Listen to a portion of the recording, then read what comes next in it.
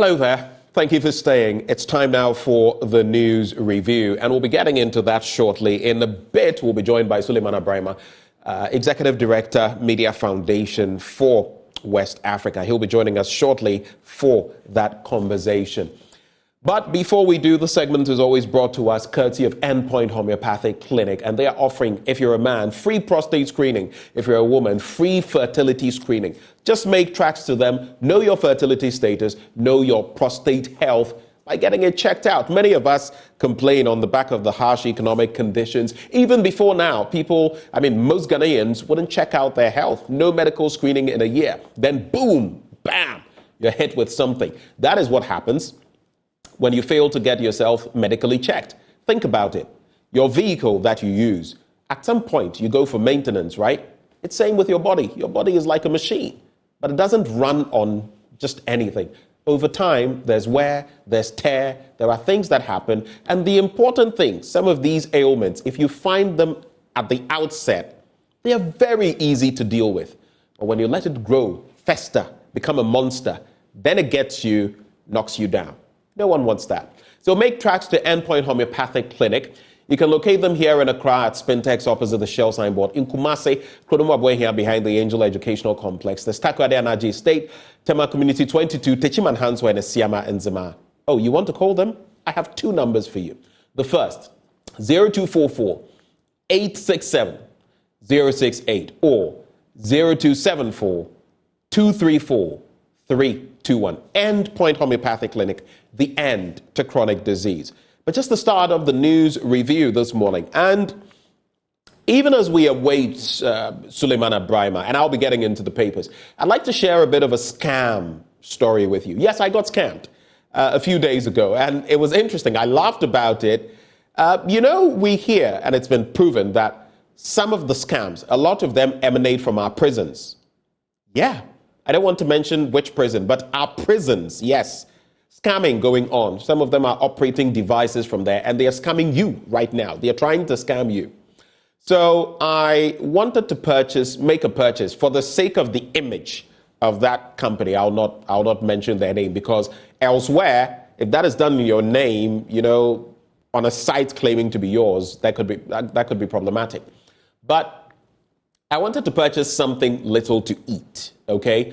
And I wanted it to be ready by the time I got home, because that day I had actually not eaten. I was fasting. Then I called the number that online this outfit supposedly has put up. I called the number, reached out to a certain branch of the entity, this food company, and I wanted to place an order, but I asked them about the branch in a certain place. I'm intentionally not mentioning so that you will not know the brand, and so you will not think that they are being irresponsible, though they are. So I get the number for that branch, and then I call. I speak to someone, which is interesting. Then the call is not so good. So, I end the call. The person calls me back on a different number. And then, guess what?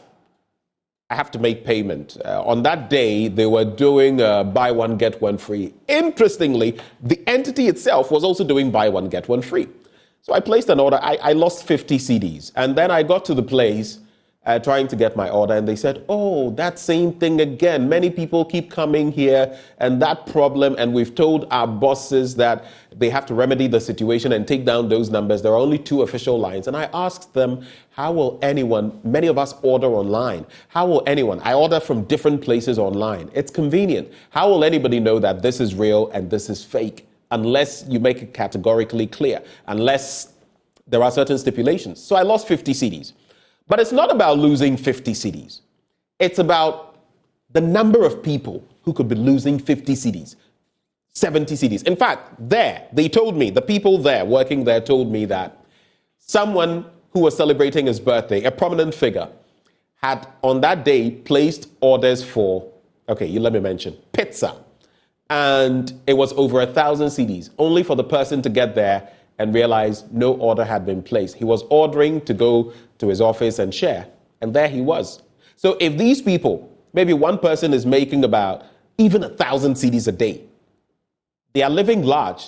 while in prison. I'm not saying all of them are in prison, but we know a lot of them are hiding in our prisons and still perpetrating crime. So it's a warning to you. Be alert. If you're going to order online, be sure that that is the legitimate website or online whatever, or the number that you're using is legitimate. I mean, something little clicked in my head. There was a little warning, but I just felt, what? And it turned out to be a scam. So I lost 50 cedis. Maybe you may be planning ordering online. Be careful you don't lose more money. That's just a little bit of caution to you, because the scammers are out there and they're seizing every opportunity to try and scam you. Okay, so let's get into the papers this morning as we await Sulemana Braima's companionship throughout this period.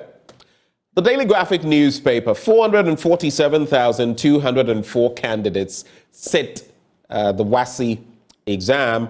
Passage of Wildlife Resources Bill progressive, that's according to Janapo. Financial irregularities, Auditor General uncovers 15.1 billion Ghana cedis. Public boards, corporations involved. Curbing indiscipline in senior high schools. Scrap boarding system, Educationists propose. And there's also, on the back page, government makes strides in bridging gender gap in ICT. Communications Minister says so. Farmers at Aveyime call for investment to develop irrigable lands. Those are the stories in that newspaper. And I'll be getting to them shortly. But this bit comes to mind. I'll note it down for later. It has to do with the Cecilia Dapa saga. I'll note it down for later because a certain spokesperson, one of the spokespeople for the MPP, shared some thoughts about it and the architects grouping in Ghana. I'll save my thoughts on that and share them later when Sulemana Braima joins me.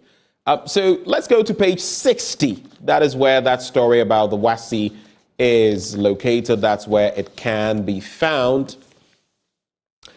And the Ghana-only version, and yes, for some time now, that's what we've been doing. It's not a proper WASSCE in terms of West Africa. It's our own version of the WASSCE. So the Ghana-only version of the West African Senior School Certificate Examination for school candidates, WASSCE SC 2023, begins today in the country with project works in basketry, ceramics, and graphic design. In all, a total of 447,204 candidates, comprising 211,834 males and 235,370 females, will sit the examination at 834 centers across the country. Daily Graphic, don't use sit for, just say sit the examination.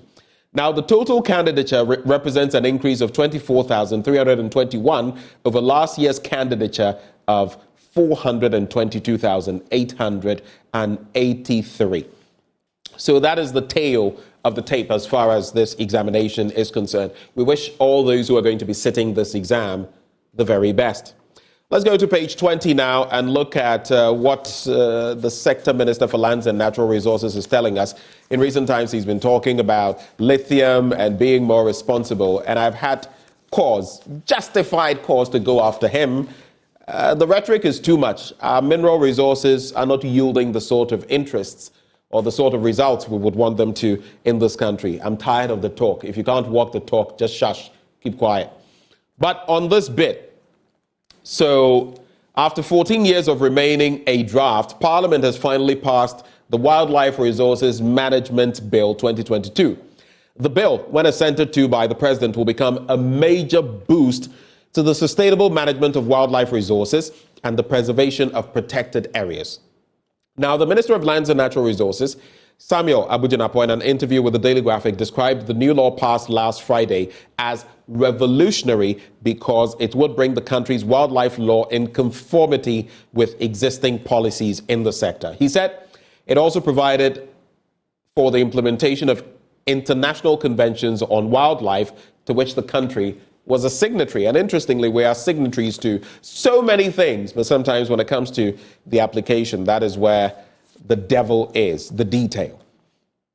There's also financial irregularities. Auditor General uncovers 15.1 billion Ghana cedis. Public boards, corporations involved. Let's take a step back to page 16 and get into that. You know, if we were a serious country, and we are not a serious country because our leaders remain unserious. Our misleaders remain unserious. If we were serious, we'd take them to task, hold their feet to the fire of accountability, and we would have no business going to the IMF. The sums of money we lose every year to corruption, waste, every year.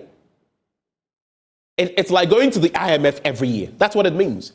We have a vicious cycle of going to the IMF every 4 to 6 years. But every year we actually go to the IMF by way of what we lose to corruption, to wastage. Every year it happens. I'll just read the story and then go to Suleiman Abrahima, who has now joined the conversation. So more than 15.1 billion Ghana cedis in irregularities have been uncovered in the operations of public boards, corporations, and other statutory institutions for last year, the 2022 Auditor General's report has found. More details. Now, the amount represents a 13.86% or 2.4 billion Ghana cedi reduction from the 2021 figure of 17.48 billion Ghana cedis, but still cold comfort, nothing to celebrate. It is important to note that last year's irregularities were made up of more than 15 billion Ghana cedis that can be recovered. That's the recoverable amount, and that is where my interest is. And an administrative infraction of 47.28 million Ghana cedis. Out of the irregularities, the recoverable amount represented 99.69%, with the administrative portion being 47.3 million Ghana cedis, representing 0.31%. This amount cannot be recovered, and it is made up of procurement and other irregularities. The Auditor General therefore asked for strict implementation of its recommendations to ensure financial discipline in the management of public resources. Now, do the math. Interestingly, and I have my own concerns about even these figures, but let's stick to them. Let's say these are legitimate through and through, okay? 15 billion Ghana cedis in dollars. How much is that? That could be about 1.3, 1.4, 1.5 billion dollars that we need to recover. That is half the money we're getting from the IMF. You see how shockingly bad leadership, rulership, our system is. You go to the IMF for 3 billion, and yet you are bleeding 1.5 billion, approximately, dollars to corruption, wastage. Suleiman Abrahima, a very good morning to you. For having me. I don't know how long you followed, but as usual, we're playing the tail of the tape. Auditor General, the circus that we like to play as a country. Merry-go-round, same situation. At least this year, per the report, the amount came down by about some 2 billion odd Ghana cedis. But any reflections on this matter? Well, I think it is just right to say that right now in our country, corruption has been normalized. It appears to be no crime for people to commit acts of corruption. And that's the unfortunate situation that we find ourselves in. And I would always say that, as you have said, it's as a result of lack of leadership. Unfortunately, over the last 6-7 years, we've had a president that we all believed and touted as somebody who would really help fight corruption, somebody who wouldn't entertain any acts of corruption. But unfortunately, it appears that it is actually under his leadership that we are seeing monumental acts of corruption being committed. That's really unfortunate. And the most other unfortunate thing is that there appears not to be any example. In fact, on numerous occasions, he would even be the person clearing those accused or suspected of being involved in corruption, even before investigations are concluded. And we saw the recent development where he says, oh, I believe that at the end of the day, your integrity will be restored. So if you are a police officer assigned to investigate this person in relation to this Cecilia Dapa incident, and then the president says that he believes that at the end of the day, his minister's integrity will be restored. As a police officer, you go into that investigations with some caution. And that, for me, is the unfortunate thing that we found ourselves in. And it's not just only the president, but we have parliament that is supposed to be the watcher of our public purse. And I've always said that indeed, if the executive and the president are not performing the way they should, we should blame parliament. And again, we had a hope that the people of Ghana, in their wisdom, chose to elect a parliament that was split, in the middle, almost equal numbers, so that the ruling government would not have its way all the time. And yet, as we are hearing from parliamentary leaders, this happens to be even the worst parliament in our fourth republic.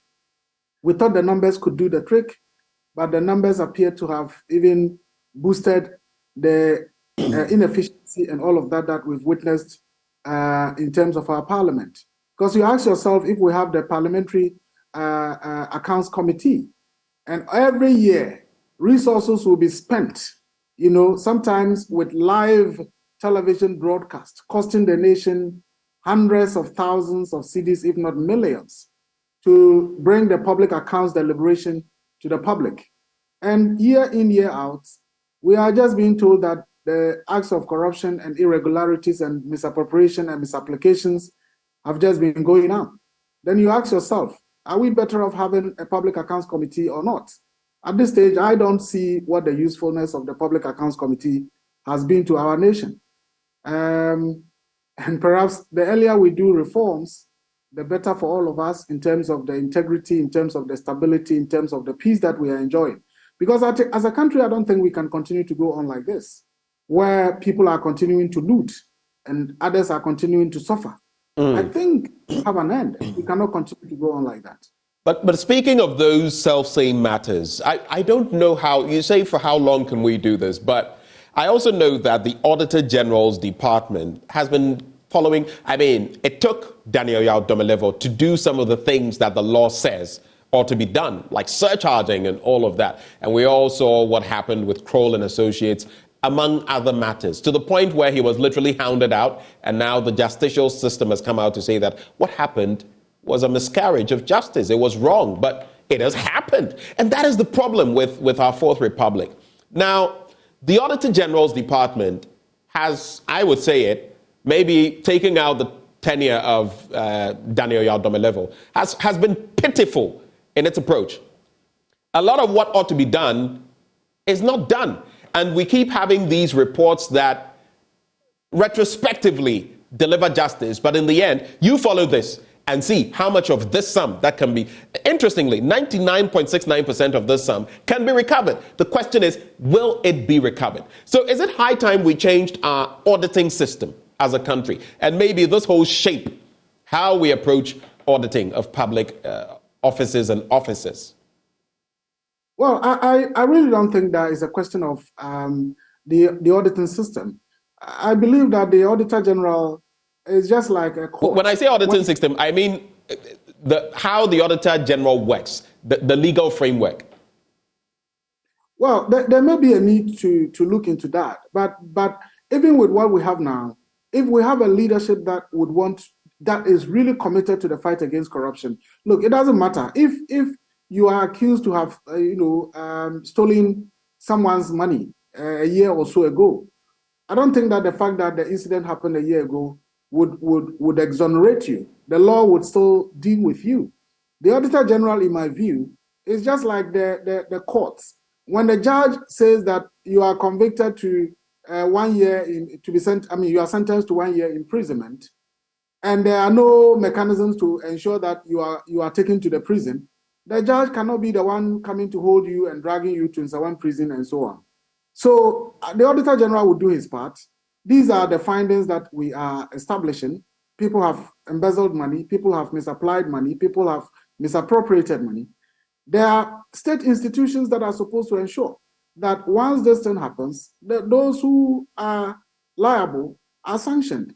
But the point I'm making is the folks sitting on the boards were appointed by the president, directly or indirectly, either by a minister or the president himself.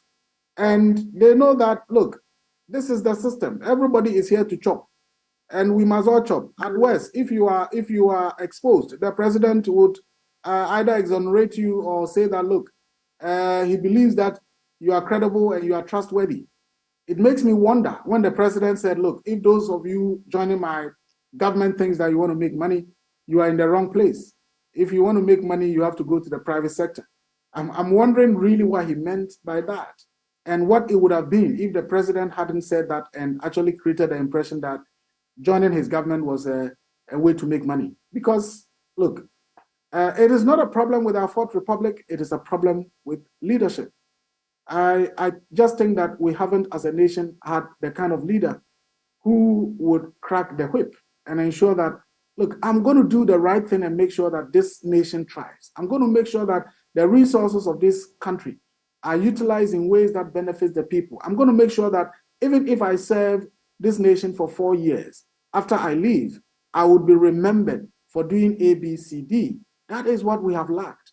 And unfortunately, it's gotten worse, I believe, under President Akufo-Addo. Let's look at some other stories. Election of MMDCEs, and it's a big issue. Davis Ansah-Opoku, MP for Mmdce, shares his thoughts. He says the government needs to clearly communicate the benefits and objectives of the proposed reforms to all stakeholders. There's Comfort Ajay Beidu, an organizational development consultant, who says, in the 2017 Afrobarometer's Round 7 survey, which was conducted by the Ghana CDD, 2/3 of Ghanaians, 69%, believed that MMDCE should be elected. The government should therefore be deliberate and intentional in their approach. There's Dr. Richard Fiadomo, local governance expert. He has his thoughts. Dr. George Asekere, lecturer, University of Education, Winneba. All of them share their thoughts on the matter. But for you, especially as we approach 2024, this conversation is coming up again forcefully. What is your quick take on the election of MMDCEs? I think fundamentally about 90 or more percent of Ghanaians would say that, yes, let's elect MMDCEs. But the approach to electing the MMDCEs is what there's always disagreement over. I think that the last time there was going to be a referendum about it, it was all a question of whether, in the end, we should be electing our MMDCEs on partisan basis. Some of us thought that, look, it is important to elect our MMDCEs, but let's do so, in a non-partisan fashion.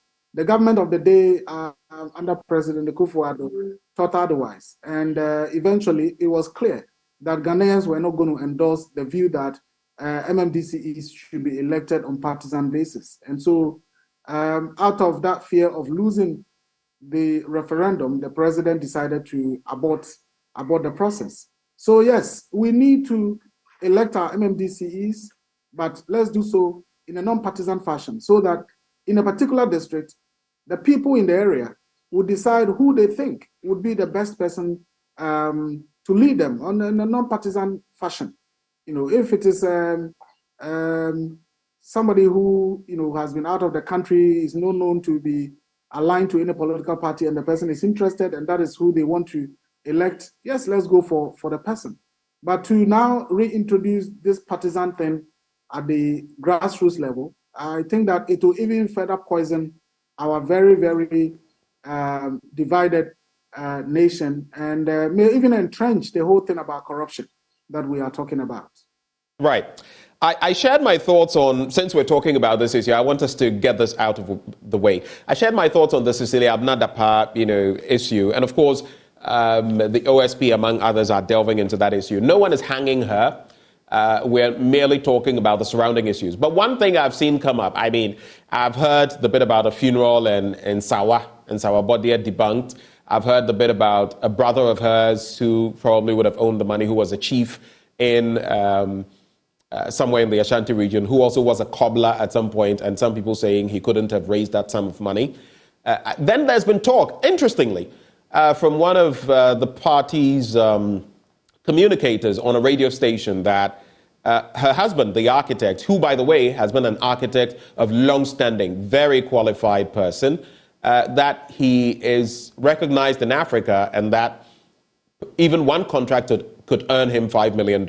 I ran some checks on how much these architects are paid. My own father was an architect and a civil engineer, and one who was globetrotting, going around the world doing that work. And my checks don't corroborate this. But what do you make of that suggestion? That, I mean, in terms of the sums of money, I don't think anyone wants to say she did this or did that. We just want to know, where did you get the money from? What's your take on that before we move on? Well, for me, it's quite surprising that this thing is again taking a partisan twist where you have MPP party communicators trying to find, establish one reason or the other, assign this or that. I just wonder, at what point do we as a nation, would we pause to say that, look, for this matter, let us just let the investigators go into it. If anything at all, let's put pressure on those who are supposed to be investigating to ensure that they do a diligent job, so they don't end up basically endorsing what the president has said, that, oh, in the end, your integrity will be established. For me, it's a wonder. And again, it relates to the whole moral fabric of our society, where people feel, look, if I can defend this person to get a cut, why not? If this person will do me a favor so I defend them, why not? I think it is really problematic. And that is why I say we cannot continue as a nation on this path for long. We need to get to a point where we say, look, wrong is wrong, right is right, and the appropriate agencies that are supposed to investigate matters to establish whether people are guilty or innocent are there. Let them do their job. So for me, like I said last week, around the same time, I said I would have been surprised if the OSP had not come in. And I'm happy that on that same day, action was taken and we were told that investigations have commenced. He was put under arrest. Her houses were searched. And so far, well, the OSP has given an assurance that the public will be treated, and we should look forward to that. Right. Let's get into this final story and then we can move on.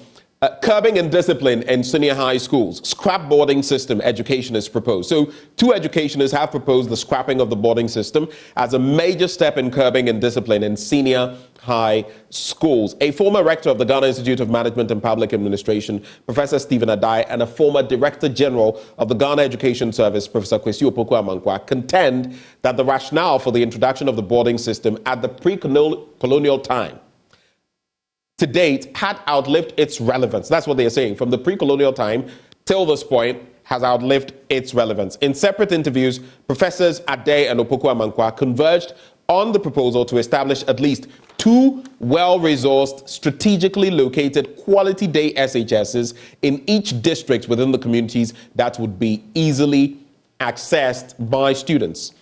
The 2 expressed the belief that the current circumstances did not support the boarding system, indicating that the huge numbers of students in a boarding school put under the care of a few teachers with limited resources had serious health, economic, social, and disciplinary implications for education management. That's the final bit from the Daily Graphic. Your take? Well, I really don't know the basis.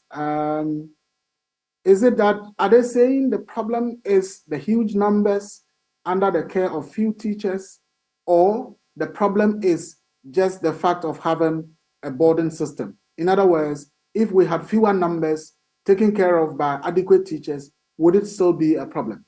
Because we must look at the problem and find a solution to it, rather than saying, look, because there is a problem, let's scrap the system. I have been told, for example, that Professor Adai runs some schools or has some private schools that he's running. And as far as I know, those schools are, running a boarding system. Is he saying that even those ones too would have to be, revised into day schools? I really don't think so. If we've gotten to a point where the numbers in our boarding systems or the boarding schools are too, large, the solution would be, do we need more secondary schools? Do we need more secondary schools built? And do we need to appoint more teachers so that we can have more housemasters, more senior housemasters, more dormitory supervisors, and so on and so forth? Rather than saying, oh, well, we've gotten to a point where the numbers are too large, the teachers are too few, and so the way to go is to scrap the boarding system. They are talking now about community day schools, perhaps aligning more with what the President Mahama regime had started. If it is so, what really are the perspectives to it? Because I know people have also said, well, the day schools in some areas are working, in some areas they are not working because as school kids have to commute to far longer distances to be able to get to the schools. Right. And that is also a problem by itself. Only last week, I had one professor also talking about the fact that a day school that has been established in one of the communities that he comes from, is said that they think it's gotten to a point where they need to build something to accommodate a few students as boarders. Right. So where do we draw the line? I think it's quite problematic. Let's get into the Daily Guide and the Finder newspapers. That is how I'm going to cap it all off. Dwaboso MP, a near-fatal accident, Kwabena Minta Kando there, and we thank God for your life, sir.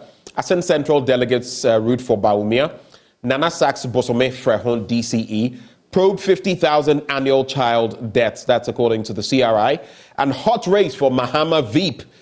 Pictured there, Julius Debra, former chief of staff. Also there, Professor Joshua Alabi, who used to be with the University for Professional Studies, Accra. But let's get into the stories.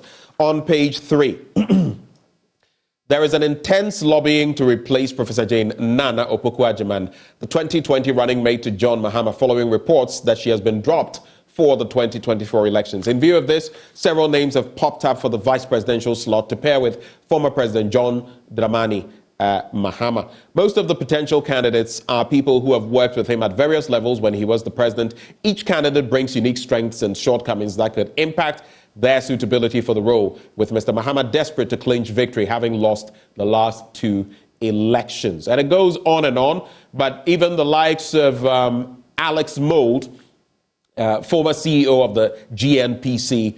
There's also Kingsley Kwame Iwadako, former boss of Bost, the bulk oil storage and transportation company, among others whose names have popped up as being those who are front runners. But let me get to that story now.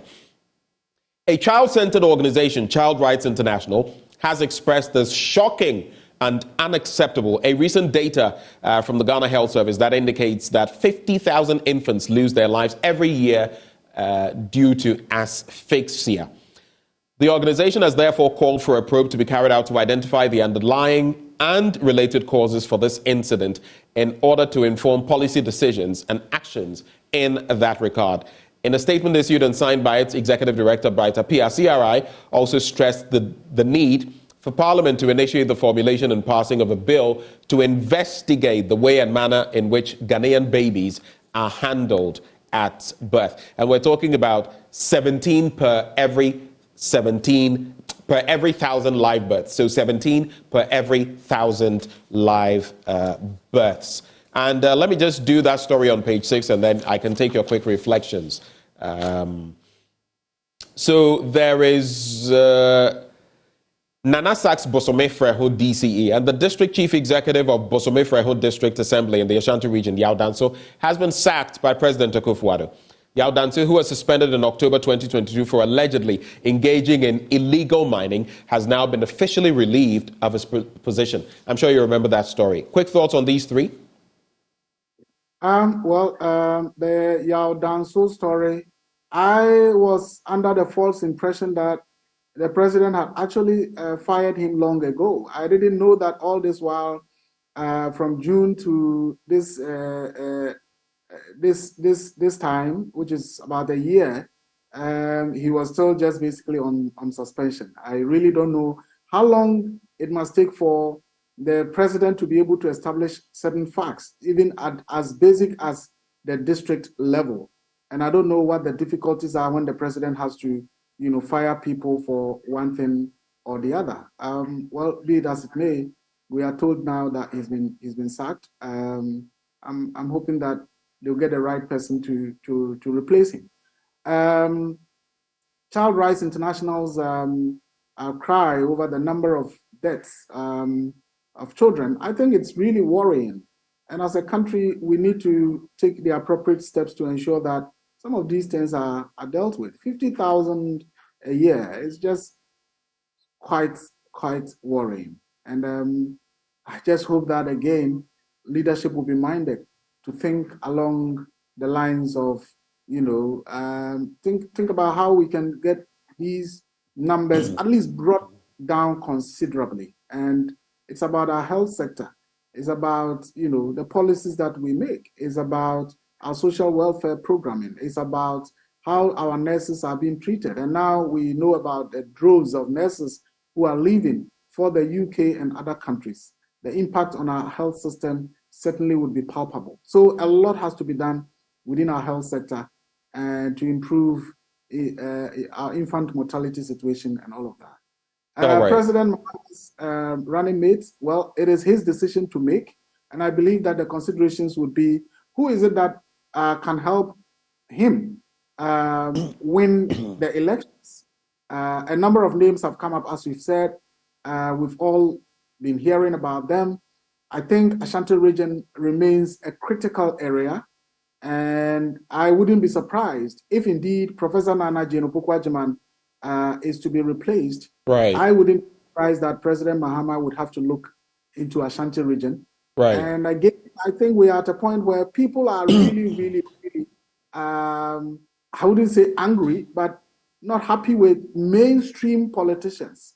And therefore, it will be perhaps prudent if any of them look at picking somebody who may not have been known to be overly partisan or even known to be partisan, but has the radical ideas and radical posturing, radical profile, right, to be able to help improve governance in our country. Suleimana, this is where we have to hang it up. Thank you so much. The final newspaper, the only news stories there: stopgap solutions widening rich-poor divide. That's according to Dr. Angra. He wants to be president of Ghana. There's also Bank of Ghana incurs 60.86 billion Ghana cedis in losses in 2022, leading to 55.12 billion Ghana cedi negative equity position. Suleimana, I wish you the best of the day. Thank you, sir. Thank you for having me. Have a great week. Right. Suleimana Brahima, Executive Director, Media Foundation for West Africa. That's how we cap off the news review.